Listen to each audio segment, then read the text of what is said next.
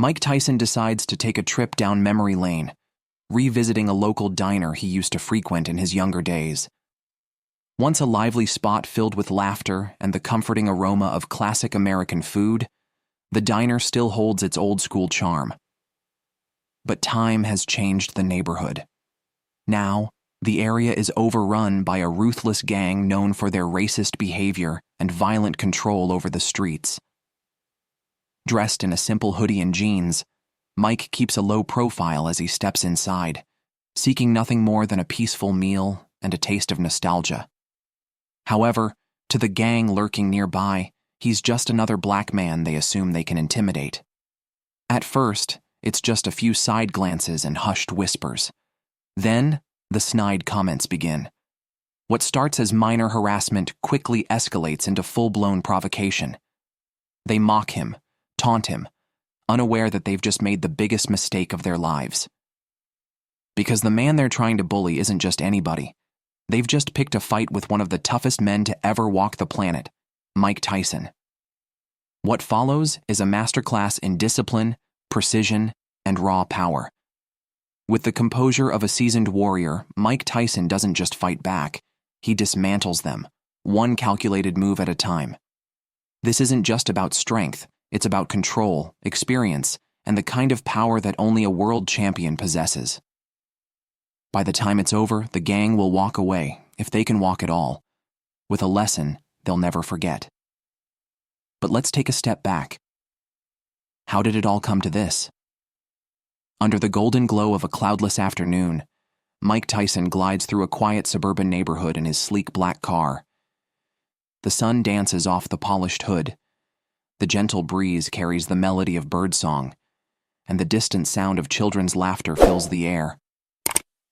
The scene is almost picture-perfect, a snapshot of peace and nostalgia. Little does he know, danger is waiting just around the corner. But beneath this peaceful exterior, trouble is brewing. Danger lurks just beyond the horizon, unseen and unexpected. As Mike coasts along the quiet streets, something catches his eye, a sign he hasn't seen in years. Instantly, memories flood his mind. The warm glow of neon letters, the promise of a hot meal, and the echo of friendly chatter. It all pulls him back to a simpler time. The retro diner, a place that once felt like a second home, still stands, stubbornly resisting the changes time has forced upon the neighborhood. Without hesitation, he pulls into the parking lot, shutting off the engine. A smile creeps across his face as the scent of nostalgia fills the air. Greasy cheeseburgers, bottomless sodas, late-night conversations that stretched until morning. Mike Tyson leans back for a moment, savoring the memories of his younger days. He has no idea that this trip down memory lane is about to take a dangerous turn. Mike Tyson chuckles to himself, his voice barely above a whisper. Man, it's been years. Let's see if they still make that killer apple pie. The thought alone lifts his spirits. There's something about an old-fashioned slice of warm apple pie, flaky crust, sweet cinnamon filling, that feels like a taste of home. With a quiet excitement in his eyes, he steps out of his car, stretching for a moment before strolling toward the diner. He's just another man indulging in a moment of nostalgia, completely unaware of the hostile eyes locked onto him from across the street. Dressed in a simple hoodie and jeans, he moves with the effortless grace of someone at ease, his posture loose, his steps unhurried. Nothing about him screams danger. Nothing suggests that beneath the calm exterior lies one of the most feared fighters in history. But that's the thing about legends. They don't need to announce themselves. Inside, the diner hums with life.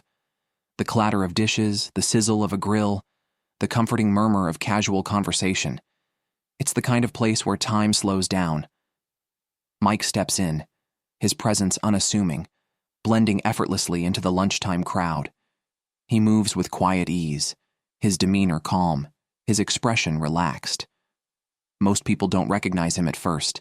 He's just another customer, another face in the crowd. But whispers begin to spread. Curious glances flick his way, some filled with recognition, others simply intrigued by his towering frame and unmistakable presence.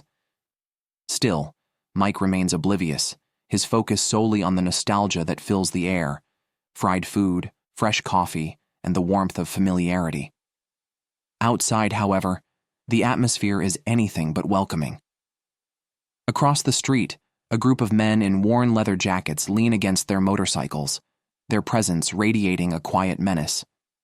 Laughter erupts from their circle, but it's not the kind that comes from joy. It's sharp, mocking, laced with something darker. Their eyes track Mike through the diner's window, their jeers slicing through the warm afternoon air like a warning. They don't know who he is, but they're about to find out. The afternoon air hums with tension. From across the street, cruel laughter slices through the peaceful atmosphere, each jeer like a dagger aimed in Mike's direction. The gang watches him, their eyes filled with hostility, their expressions twisted with something uglier than mere amusement.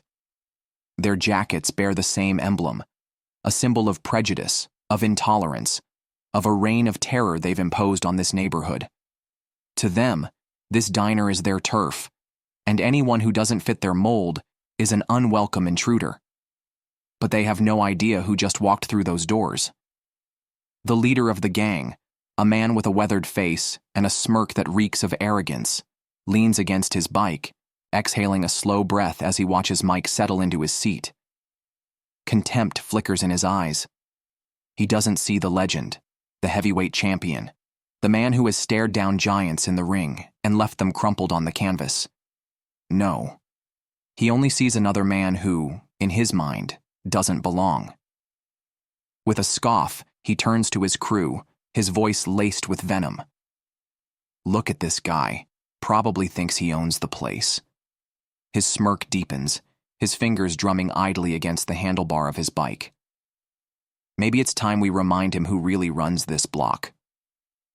The gang chuckles darkly, their laughter carrying across the street like the first rumble of an approaching storm. The gang leader leans forward, his smirk curling into something nastier, more dangerous. His eyes gleam with malice, flickering with a twisted amusement as he watches Mike through the diner's window. Look at this guy, he sneers. Probably thinks he can just stroll in like he owns the place. Maybe it's time we teach him a little respect. His voice, rough and grating like sandpaper against metal, carries an unspoken promise of violence.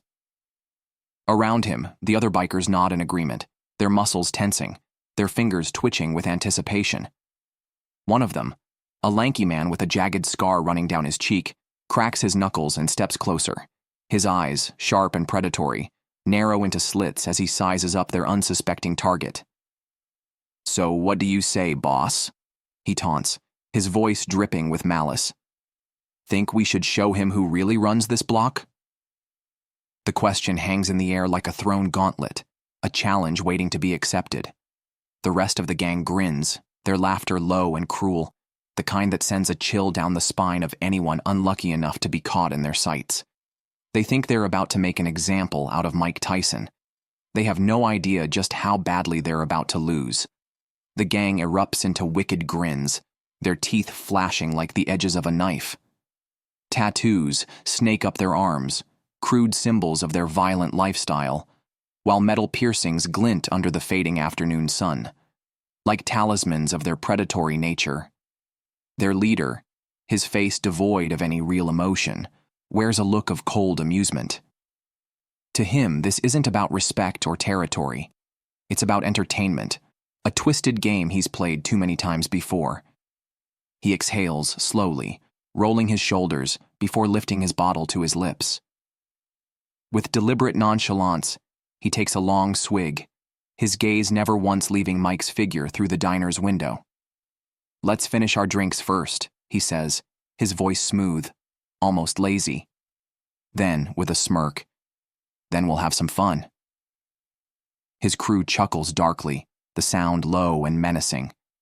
They take their time, nursing their drinks, savoring the anticipation.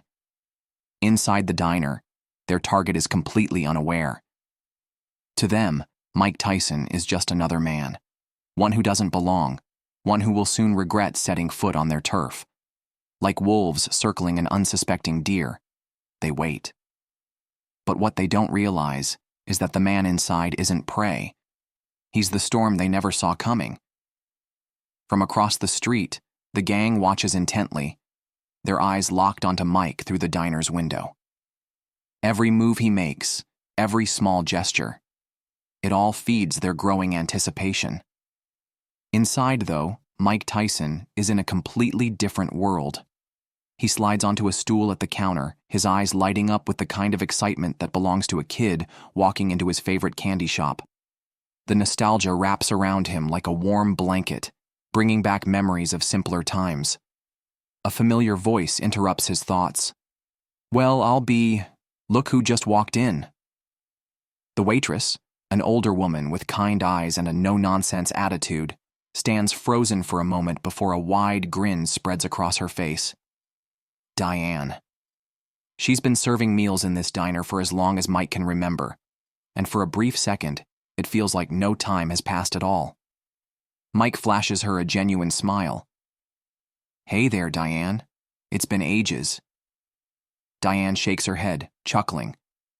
"No kidding. You been hiding out or what? Thought you'd be too busy knocking people out to stop by." Their banter flows effortlessly, the easy rhythm of two old friends catching up over coffee. For Mike, this place isn't just a diner, it's a piece of his past, one of the few spots that still feels like home. But outside, just beyond the warm glow of nostalgia, trouble is getting ready to walk through that door. Mike's laughter fills the diner, a deep, genuine sound that blends seamlessly with the comforting jingle of the bell above the door. It's a rare moment of peace, a break from the noise of the outside world.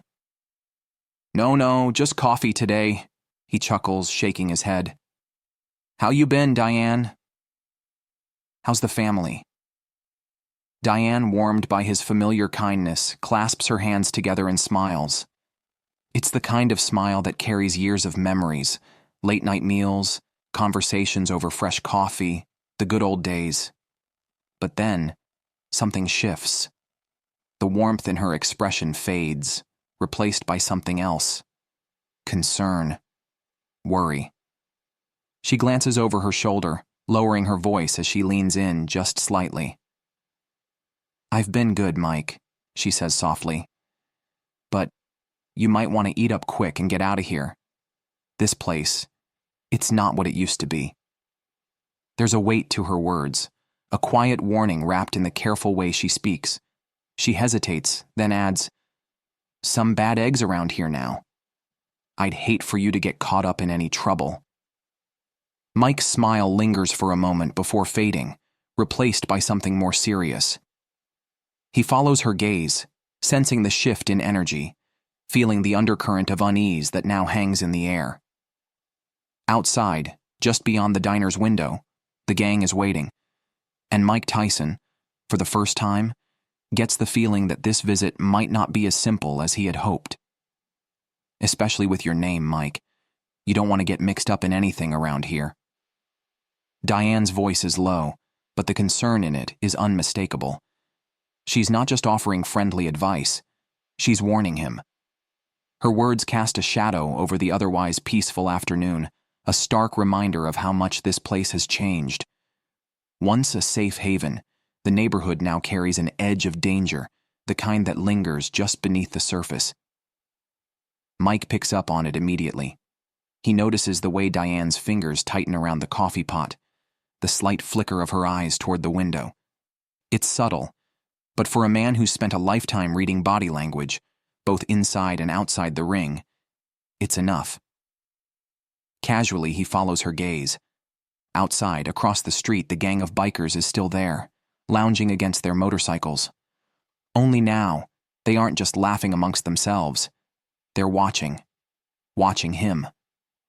Their postures are relaxed, but their focus is razor sharp. The smirks, the hushed whispers, the slow, deliberate way they drink their beers. It's all too familiar. Mike has seen that kind of energy before. It's the kind that comes before a fight. His easygoing smile fades, his eyes narrowing slightly as he locks onto the men. A ripple of caution runs through him. Not fear, just awareness. He's been in situations like this before. And if these guys think he's an easy target, they're about to make a serious mistake. Mike remains outwardly calm, his expression unreadable. He meets Diane's worried gaze and offers a small, reassuring nod. "Thanks for the heads up, Diane," he says, his voice steady, low. "But don't worry, I can handle myself." The words aren't boastful. They're not loud or aggressive, but they carry a weight, a quiet confidence honed through years of stepping into the ring with some of the most dangerous men on the planet. This isn't bravado. This is a fact. And just like that, something in the air shifts. A moment ago, he was just another customer, laughing over old memories. But now, there's something different about him. Something unshakable. A presence. Outside, the gang stirs. Their laughter grows louder, rough and careless, echoing off the buildings like a war drum. They move now, stretching their arms, adjusting their jackets, exchanging glances. They're like a pack of wild dogs, circling, testing, waiting for the moment to strike. They think they're in control. They think they're about to have some fun. They have no idea what they're about to walk into. Their boots hit the pavement with a heavy, deliberate rhythm, each step a warning, each stride full of arrogance. The gang crosses the street, their swagger unmistakable, their laughter sharp and grating against the quiet hum of the afternoon. The moment they push through the diner's doors, the atmosphere shifts. A ripple of unease spreads through the room like a cold draft. Conversations fade. Forks pause mid-air. Customers lower their heads, suddenly finding their plates far more interesting. Some glance toward the exit, debating whether to finish their meal or just walk away before things get ugly. But Mike? Mike doesn't move. Doesn't flinch. He remains exactly where he is, standing by the counter, his presence steady, unshaken. Diane, too, holds her ground, though there's a flicker of concern in her eyes as she instinctively grips the coffee pot a little tighter. The gang moves with purpose, spreading out as they approach. Their presence is heavy, suffocating, a wall of leather and muscle that encircles Mike like a pack of wolves, closing in on what they think is helpless prey. They're expecting fear. They're expecting submission. What they don't realize is that the man standing in front of them isn't the hunted. He's the storm they never saw coming. The gang leader steps forward, towering over most of the room, his presence heavy with authority, the kind built on intimidation and fear.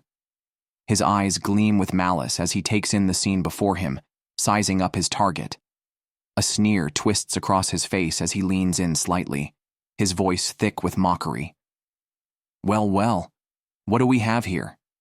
Look at this guy sitting here like he owns the place. You think you're something special, huh?" The words drip with contempt, but more than that, they're a challenge. A carefully placed spark meant to ignite a reaction. The diner feels smaller now, the air heavier. The tension tightens like a rope around the room, suffocating the last bits of normalcy. A few customers shift uncomfortably in their seats, eyes darting toward the exit. Nobody wants to be here when things go south. But Mike? He doesn't blink. He doesn't flinch. His expression remains unreadable, cool as ice, steady as a mountain. Slowly he lifts his gaze, locking eyes with the gang leader. There's no fear, no hesitation, just a quiet, unshakable confidence. And in that moment, without saying a single word, Mike Tyson makes one thing very clear. They picked the wrong man. Mike exhales slowly, his voice calm, steady, completely unfazed. "Just stopping by for some food, no trouble. How about y'all just let me eat in peace?" It's not a plea. It's not even a request. It's a statement, a firm boundary wrapped in absolute self-assurance, the kind that makes men think twice. But the gang doesn't think twice. They don't recognize the quiet warning in his tone. All they hear is a man who isn't showing fear, and that only fuels their arrogance.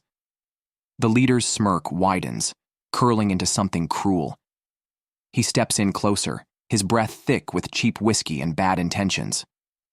"What if we want trouble?" he taunts, his voice low, testing. "What if we're looking to teach someone a little lesson?" Behind him, his men tighten the circle, closing in around Mike, their bodies forming a wall of leather and bad decisions. The exits? Blocked. The tension? Thick enough to choke on. They think they have him trapped. They think they're in control. What they don't know, what they can't know, is that Mike Tyson has spent his entire life surrounded.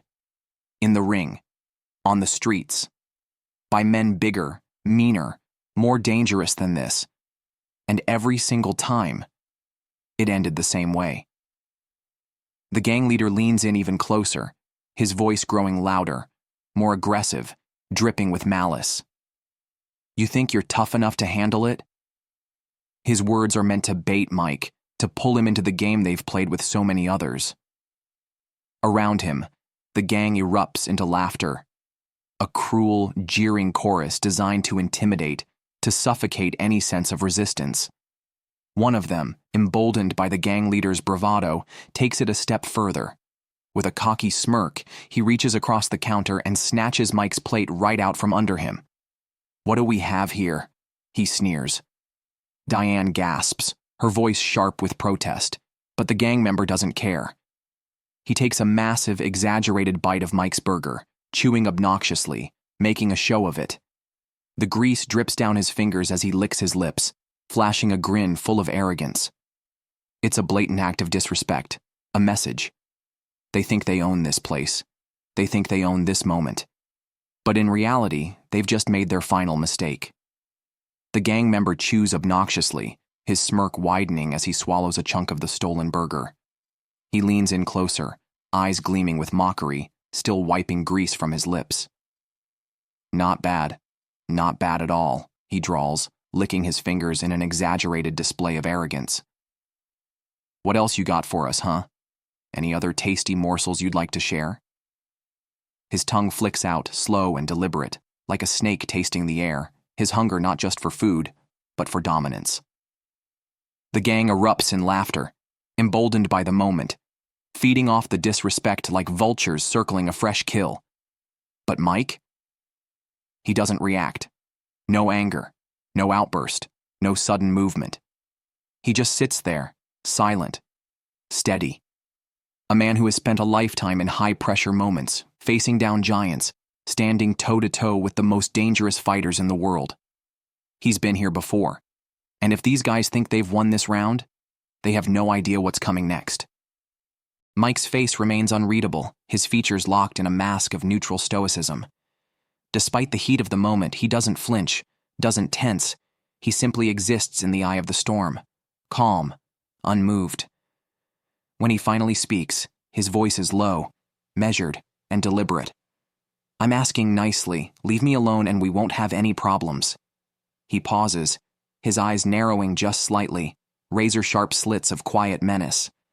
But if you don't back off, you'll regret it. It's not a threat.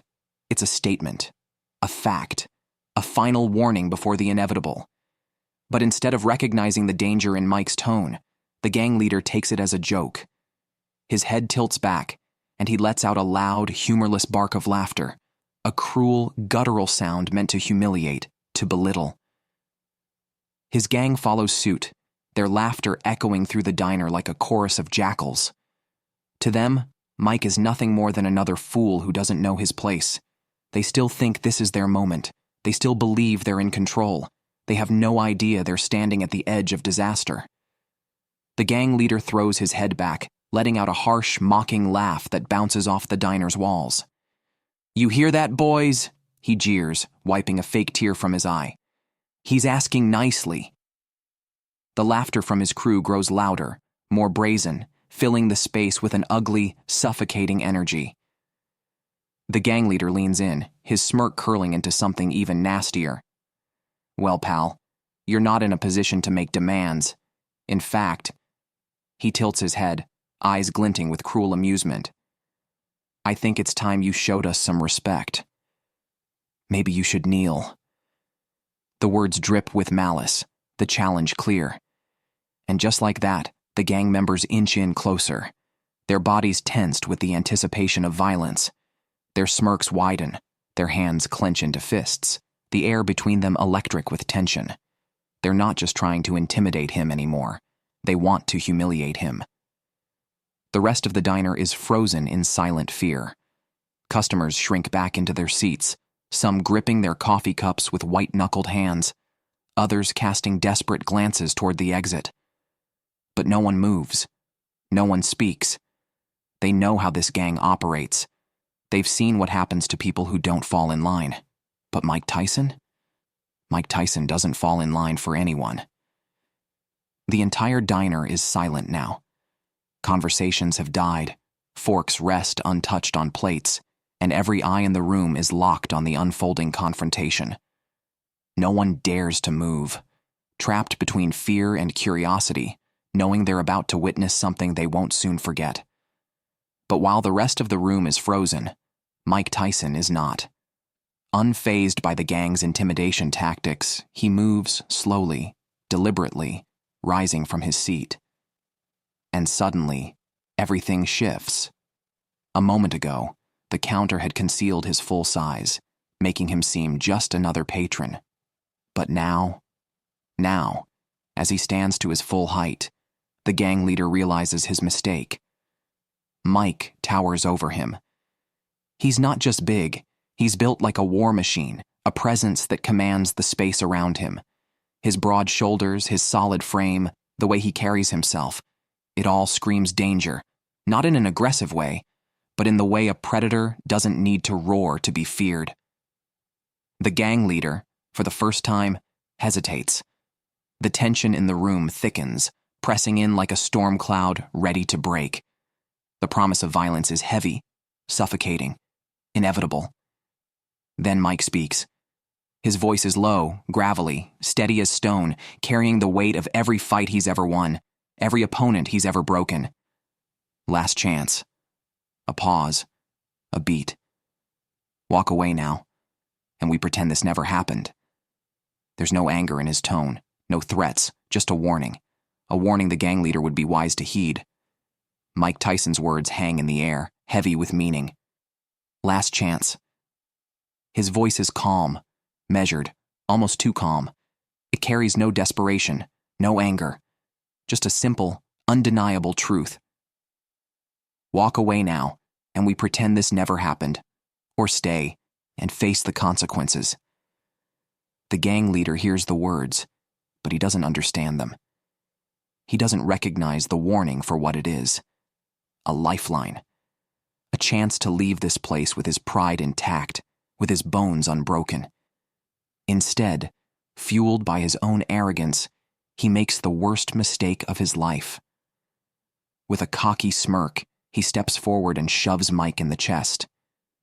The moment his hand makes contact, the spell of tension shatters. Mike doesn't hesitate, doesn't give a second warning, doesn't need to, because the fight has already started. In the blink of an eye, his body reacts. Pure instinct, pure precision. His muscles, coiled like steel springs, explode into action with the speed and force of a man who has spent a lifetime mastering the art of destruction.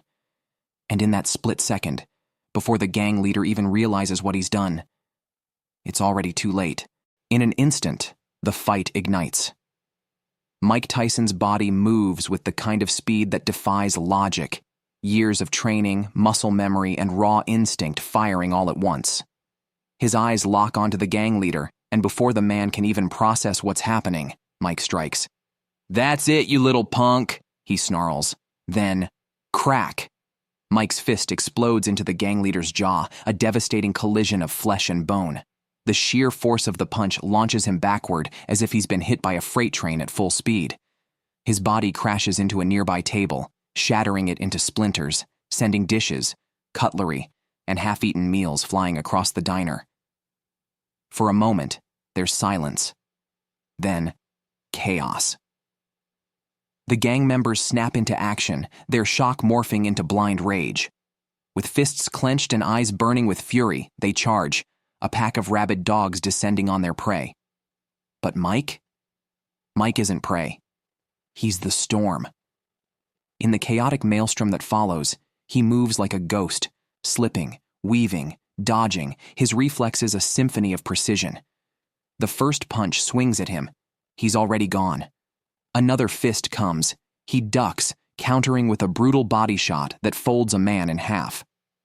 The gang came for a fight. What they got was a lesson in destruction. Mike Tyson moves like a force of nature, fluid, untouchable. Every swing, every wild punch thrown by the gang is met with nothing but air. He slips past their attacks with cat-like agility, his movements a perfect symphony of precision and power. A fist flies toward him. He sidesteps effortlessly. Another thug lunges, aiming for his ribs. Mike ducks low, sending a crushing uppercut into the man's stomach, dropping him instantly. Each counterattack is devastating. His fists flash like the spinning blades of a blender. Fast, lethal, unforgiving. Every hit lands with bone-crunching impact, each opponent falling harder than the last. Through gritted teeth, Mike grunts, "Come on, you punks. Is that the best you got?" The gang's confidence is gone, their arrogance shattered. One by one, they stagger back, groaning, clutching their sides, their strength fading fast. But then, a glint of metal. The gang leader, his face contorted with rage and humiliation, pulls a knife from his pocket. His breathing is ragged, his hands shaking, but the hatred in his eyes burns hot. The fight should be over, but this coward wants blood. Around the diner, the energy shifts. The fear that once gripped the patrons has turned into something else, something louder, wilder. They're cheering. The customers, who moments ago sat in silent terror, are now on their feet, egging Mike on. They've seen the gang terrorize this place for far too long, and tonight they're watching justice be served. The diner erupts with cheers. "Go, Mike! Take him down!" someone yells, their voice cutting through the chaos. The gang leader grips his knife tightly, his chest heaving, his pride shattered. But Mike is in his element. His eyes gleam with an adrenaline-fueled intensity, his instincts honed from years in the ring taking over. The knife flashes forward, but it never reaches him. In a blink, Mike moves. Fast, precise, lethal. With the grace of a jungle cat, he snatches the gang leader's wrist mid-swing, his fingers clamping down with the force of a hydraulic press. Bones grind under his grip, the gang leader's eyes widening in panic as he realizes he's trapped. With a brutal twist, Mike wrenches the weapon from his grasp, sending the knife clattering to the floor. A strangled cry of pain rips from the gang leader's throat as he stumbles, his body racked with exhaustion, his face twisted in defeat. The diner, once a place of quiet meals and nostalgia, now resembles a battleground. Shattered furniture, spilled food, groaning bodies littering the floor, the remnants of a gang that thought they ruled this town. Mike exhales, his knuckles bruised but steady, unbroken. Then, slowly, he turns to face the gang leader, the last man standing. Or rather, the last man barely standing. The leader's face is a roadmap of pain. Swollen, bloodied, his confidence completely gone. His hands shake, his breath ragged, and in that moment, as Mike steps forward, the gang leader finally understands. He never had a chance. The gang leader groans, his body battered, his pride in tatters. He struggles to push himself up, refusing, unable, to accept the reality of his defeat. But his legs wobble, his arms shake under his own weight. And then, he looks up. Mike Tyson stands over him, a living force of nature, his shadow casting the gang leader in darkness. His breathing is steady, controlled, but his presence, overwhelming. The sheer gravity of the moment sucks the air from the room. Then, in a voice low and menacing, dripping with finality, Mike takes a slow step forward and speaks. "This is your block, huh?" His words cut through the silence like a blade. "Maybe it's time for new management, people who know how to treat their neighbors with respect." The gang leader's mouth opens, but no words come out. There's nothing left to say. The power dynamic has completely shifted. This is no longer his turf. And then, the wail of sirens. Distant at first, but growing louder. The unmistakable sound of justice, closing in fast. The wail of sirens cuts through the silence, a distant herald of impending justice. The gang leader sits there still reeling, his mind struggling to process the reality of what just happened. The weight of Mike's words, his fists, his sheer presence has left him in a daze. He thought he was untouchable. He was wrong. Around him, his crew, broken, bruised, humiliated, begin to stir. Their egos shattered, their bodies aching. They stumble to their feet, barely holding themselves up. There's no fight left in them, no swagger, no arrogance, only fear. One by one, they hobble toward the exit, desperate to escape before the flashing red and blue lights arrive. There's no bravado anymore, no parting threats, only retreat. They flee, disappearing into the night, leaving behind a diner in absolute disarray. Overturned tables, shattered plates, and a lingering energy that no one will soon forget. Then, applause. A single clap at first, then another, then a roar. The other diners, once frozen in fear, erupt into cheers. The sound fills the space, bouncing off the walls, drowning out the fading echoes of the sirens.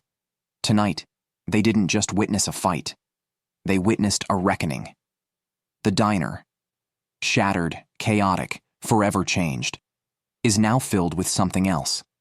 Victory, relief, celebration. The fading wail of the sirens disappears into the night, but inside the sound is deafening. Applause. Diane, her hands stinging with excitement, claps enthusiastically, her face beaming with pride. "That was incredible, Mike. I knew you had it in you," she exclaims, shaking her head in sheer amazement.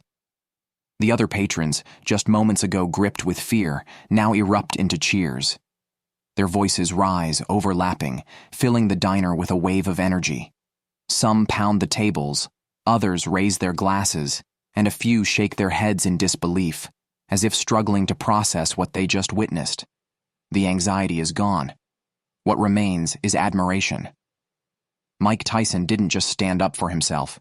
He stood up for this place, for these people. And in doing so, he didn't just fight back against a gang. He took back their home. The air in the diner has completely changed. What was once thick with fear and tension is now charged with admiration and camaraderie. People exchange nods, pats on the back, and excited whispers.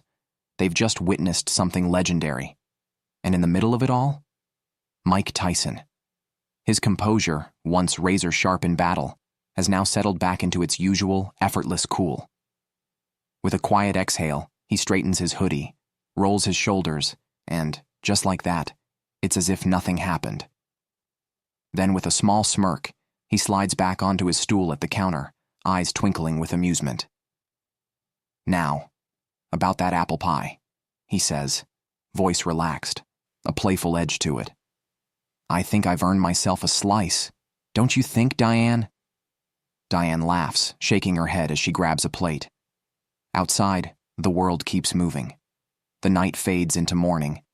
But the story of what happened in that diner doesn't stay quiet. By the time the sun rises over the city, the news has already exploded. Footage of the fight. Caught on a shaky cell phone by a diner patron. Rockets across the internet, making its way onto news channels, social media feeds, and headlines everywhere. The legend of Mike Tyson just got even bigger. One diner patron, quick on their feet, had their phone out the moment things escalated. And now, that footage rockets across the internet at lightning speed. Millions watch. Millions react. Millions share. Like wildfire, the video spreads from one screen to another until it's everywhere. Mike Tyson's actions, once witnessed by only a handful of people in a small diner, are now being seen by the entire world. Social media explodes. Feeds buzz with praise, admiration, and sheer disbelief. Headlines call it the knockout herd around the internet. News anchors replay the footage in slow motion. Comment sections fill with reactions. Absolute legend. This is why you don't mess with Mike Tyson. Justice served. Overnight, Mike's name isn't just trending, it's dominating. The next time he steps foot into the diner, something incredible happens. The moment he walks through the door, The place erupts. Applause, cheers, whistles, a standing ovation. The people who once sat in fearful silence now celebrate him as a hero. Because Mike Tyson didn't just win a fight, he made a statement. The diner roars with celebration. Cheers fill the air, blending with the clatter of dishes and silverware as the excitement refuses to die down. The energy is electric, an outpouring of admiration for the man who just took back their neighborhood. Diane, her eyes twinkling with pride, steps forward, a wide, beaming smile on her face. "You've always been a champ, Mike," she says, shaking her head in amused disbelief. Mike's smirk widens into a full-fledged grin, the kind that carries both humility and mischief. He shrugs casually, then leans in slightly, his voice full of playful charm. "That's what I do," he quips. "Knocking out bad guys? Just another day at the office for me." Laughter erupts around the room. Another round of applause, whistles, and cheers. But then, his expression softens just a bit. He looks around, taking in the faces of the people who call this place home. "But in all seriousness, Diane," he continues, his tone more sincere now, "you've got a great place here. Wouldn't want anything to happen to it." A quiet, heartfelt moment settles over them. Because this wasn't just about a fight. It was about protecting something worth fighting for. Mike settles back into his seat at the counter, the contentment of a job well done written all over his face. There's no need for celebration, no need for more words. He did what needed to be done. The diner, once suffocated by fear, now hums with life. People laugh, talk, and eat without looking over their shoulders. The atmosphere is lighter, the tension that once gripped this place completely erased. Mike finishes his coffee, exchanges a nod with Diane, and then he stands. As he steps outside, the camera pans out, revealing the neighborhood in a way it hasn't been seen in years. For the first time in a long time, there's peace. The streets, once controlled by fear, now feel safe again. Locals walk with their heads held high, no longer glancing around in caution. And at the center of it all, Mike Tyson walks away, not seeking recognition, not waiting for applause. The sun hangs low in the sky, its golden rays wrapping around him like a hero's embrace. His silhouette, framed against the warm glow, feels almost cinematic, larger than life. Because that's exactly what he is. A fighter, a protector, a legend. As Mike walks into the distance, his figure bathed in the warm glow of the setting sun, the scene speaks for itself. This moment, this victory, is more than just a fight. It's a reminder that courage isn't just about throwing punches. It's about standing up for what's right, even when the odds are stacked against you. A reminder that compassion doesn't make you weak. It makes you strong enough to protect those who can't fight for themselves. And most of all, a reminder that one person standing against injustice can spark real change, even in the darkest of places.